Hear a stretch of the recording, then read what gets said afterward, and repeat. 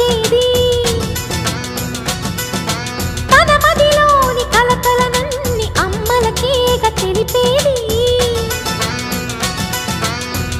నెలతలే లేకుంటే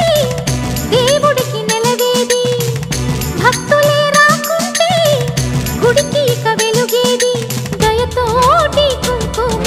పూలు అక్షింతలు